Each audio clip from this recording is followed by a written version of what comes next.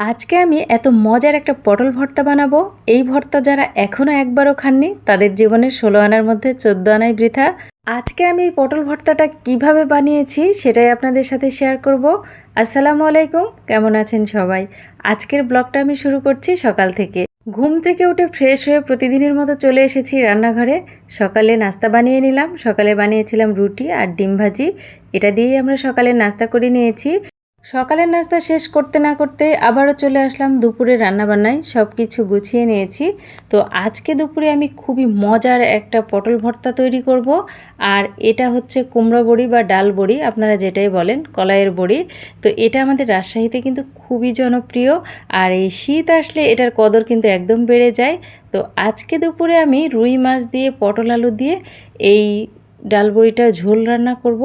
আমরা মেয়েরা রান্নাঘরে শুধু রান্নাই করি না, রান্নার ফাঁকে ফাঁকে কিন্তু অনেক কাজ করি।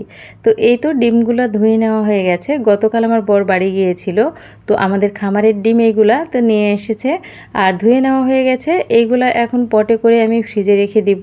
তো মাছ ভাজতে দিয়ে আমি চলে এসেছি ডিমগুলা গুছিয়ে রাখতে। আর এদিকে কিন্তু আমার মাছ ভাজিটা হয়ে গেছে। তো এই তো আমি মাছ ভাজিগুলো একদম লাল লাল করে ভেজে নিয়েছি আর তুলে নিচ্ছি। আর এভাবে পটল দিয়ে মাছ দিয়ে ঝোল করলে কিন্তু খেতে খুবই ভালো লাগে। সাথে ফুলকপি হলে অনেক বেশি মজার হতো। তো গতকাল ফুলকপি ছিল, আমরা ভাজি করে খেয়ে নিয়েছি। তো আজকে যেহেতু নাই, ভাবলাম পটল দিয়ে ঝোল করি। আর এই ডাল বড়িগুলো কিন্তু আমার বর বাড়ি থেকে নিয়ে এসেছে। আর খেতে কিন্তু খুবই মজার। যারা খেয়েছেন তারা তো জানেন, আর যারা খাননি তারা অবশ্যই কিনে খাবেন, অনেক মজা লাগে। তো এই তো এই ডাল বড়িগুলো কিন্তু এভাবে একটু লাল লাল করে ভেজে নিতে হয়। আর এরপরে আমি দিয়ে দিলাম পেঁয়াজ। এই পেঁয়াজটা আমি বেরেস্তা করে নেব। আপনারা যারা আমার নিয়মিত ভিডিও দেখেন তারা কম বেশি সবাই জানেন। এবার বলেন, আপনারা কে কোথা থেকে আমার এই ভিডিওটা দেখছেন? অবশ্যই কিন্তু কমেন্টে জানাবেন। তো আপনাদের সাথে কথা বলতে বলতে কিন্তু আমার পেঁয়াজ বেরেস্তা করে নেওয়া হয়ে গেছে। আর ওই তেলে আমি আবারও কিছুটা পেঁয়াজ দিয়ে দিলাম। দেখুন, রান্না করতে করতে আমরা কত ধরনের কাজ করি। তো এদিকে আমার বরকে নাস্তা দিব, যার কারণে আমি দুটো ডিম একসাথে পোচ করে নিচ্ছি। তো কিছুটা লবণ ছিটিয়ে দিলাম। আর উপরে অবশ্যই ওকে আস্ত জিরা দিয়ে দিতে হয়। তো ও ডিম পোচটা এভাবে খেতেই বেশি পছন্দ করে, যার কারণে ওর জন্য দুটো ডিম একসাথে পোচ করে নিলাম। তো চুলায় রান্না হচ্ছে আর এদিকে আমি ওকে নাস্তাটা দিয়ে আসি। এখন যেহেতু 11টা বাজে, ও নাস্তা করে নেবে। তো এই কারণে আমি ওর কাছে নিয়ে যাচ্ছি ডিমটা। ও যেহেতু রুমে শুয়ে শুয়ে মোবাইল টিপছিল, তো ওখানেই দিয়ে দিলাম ওর নাস্তাটা। আর এদিকে আমি চুলায় পেঁয়াজ দিয়ে গিয়েছিলাম। তো পেঁয়াজটা হালকা বাদামি কালার আসতেই আমি পটল আলুগুলো দিয়ে দিলাম। তো আগে অনেকেই ভেজে নেন, তবে এইভাবে ভেজে নিলে একসাথে অনেক বেশি মজার হয় তরকারিটা। তো দেখুন, আমি একটু লবণ দিয়ে সুন্দর করে অনেকক্ষণ ধরে পটল আর আলু ভেজে নিয়েছি। এরপরে আমি দিয়ে দিলাম আদা রসুন জিরে বাটা। আর এই মশলার সাথে কিন্তু পেঁয়াজও বাটা আছে, যার কারণে পরিমাণে একটু বেশি দিয়েছি। মশলার সাথে এবার পটল আলুটাও খুব ভালো করে ভেজে নিয়েছি আর অল্প একটু পানি দিয়ে দিলাম। আর এখন আমি গুঁড়া মশলাগুলো অ্যাড করব। তো দিয়ে দিলাম হলুদের গুঁড়া, মরিচের গুঁড়া, আর সাথে দিয়ে দিব ধনিয়া গুঁড়া। তো 3টা গুঁড়া মশলা যেহেতু আমি ব্যবহার করি, এই 3টা খুব ভালোভাবে নেড়ে চেড়ে তরকারির সাথে খুব ভালো করে মিশিয়ে অল্প একটু পানি দিয়েছি। এটাকে আমরা কষানো বলি। তো এখন আমার কষানো হয়ে গেছে।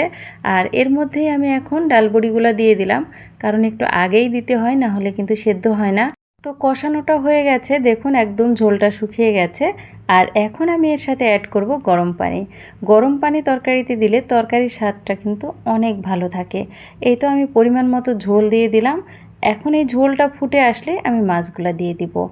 অনেকেই দেখি ঝোলটা দেওয়ার সাথে সাথে মাছ দিয়ে দেন। তো অবশ্যই এই কাজটা করা যাবে না, ঝোলটা ফুটে ওঠার পরে মাছ দিতে হবে। এই তো আমি এখন ঢাকা দিয়ে রেখেছিলাম কিছুক্ষণ, আর আমার পটলের ঝোলটা কিন্তু প্রায় হয়ে এসেছে। এখন আমি অন্য চুলায় এটা পাল্টে দিব, কারণ আজকে আমি খুবই মজার একটা পটল ভর্তা বানাবো আর সেই রেসিপিটা আপনাদের সাথে শেয়ার করব। তো অন্য চুলায় আমি পটলের তরকারিটা বসিয়ে দিলাম। আর এখন আমি পটল ভর্তা বানাবো। তো প্রথমে পরিমাণ মতো তেল দিয়েছি আর আস্ত কিছু জিরা ফোড়ন দিয়ে নিলাম। পটল ভর্তার জন্য আমি কেটে রেখেছিলাম পটল, রসুন, পেঁয়াজ, আর সাথে দিয়েছি কিছুটা কাঁচামরিচ পরিমাণ মতো। আর এখন আমি দিয়ে দিলাম লবণ আর হলুদ। এটা দিয়ে খুব সুন্দর করে ভেজে নিতে হবে। পটলটা এভাবে ভেজে ভর্তা কে কে খেয়েছেন অবশ্যই কিন্তু কমেন্টে জানাবেন, খেতে খুবই মজার হয়। এদিকে কথা বলতে বলতে আমার কিন্তু রান্নাটা কমপ্লিট। ঝোল তরকারিটা আমার হয়ে গেছে, আর এখন আমি পটলটা খুব ভালো করে ভেজে নিচ্ছি। আর এই পটল ভাজির শেষ পর্যায়ে এসে 2 টেবিল চামচের মতো আমি দিয়ে দিলাম কালো জিরা। এই কালো জিরাটা দেওয়ার কারণে এই পটল ভর্তার টেস্টটা এত বেশি মজার হয়, যারা খেয়েছেন তারা তো জানেন, আর যারা খাননি অবশ্যই ট্রাই করবেন। তো এই তো আমি আস্ত কিছু শুকনো মরিচ ভেজে নিলাম। এই পটল ভর্তাটা বানাতে হলে অবশ্যই আপনাকে শিলপাটায় বেটে বানাতে হবে। আসল টেস্ট পেতে হলে অবশ্যই শিলপাটায় এই ভর্তাটা বানাতে হবে। যেহেতু কালো জিরা দেওয়া আছে, যার কারণে ব্লেন্ডারে করলে কিন্তু দানা দানা থেকে যাবে, খেতে একদমই ভালো লাগবে না। অবশ্যই আপনাকে শিলপাটায় বেটে বানাতে হবে। আর বাটা হয়ে গেছে, এর সাথে আমি দিয়ে দিলাম কিছুটা কাঁচা পেঁয়াজ, আর শিলপাটায় আস্তে আস্তে একটু বেটে নিয়েছি, আদা ভাঙা যাকে বলে।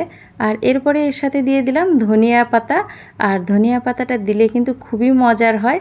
আর লাস্ট ফিনিশিংয়ে অবশ্যই আপনাকে এই সরিষার তেলটা অ্যাড করতে হবে, তাহলে কিন্তু খেতে ভীষণ মজার হবে। তো সবাই ভালো থাকবেন, সুস্থ থাকবেন, আর আমার সাথেই থাকবেন। আল্লাহ হাফেজ।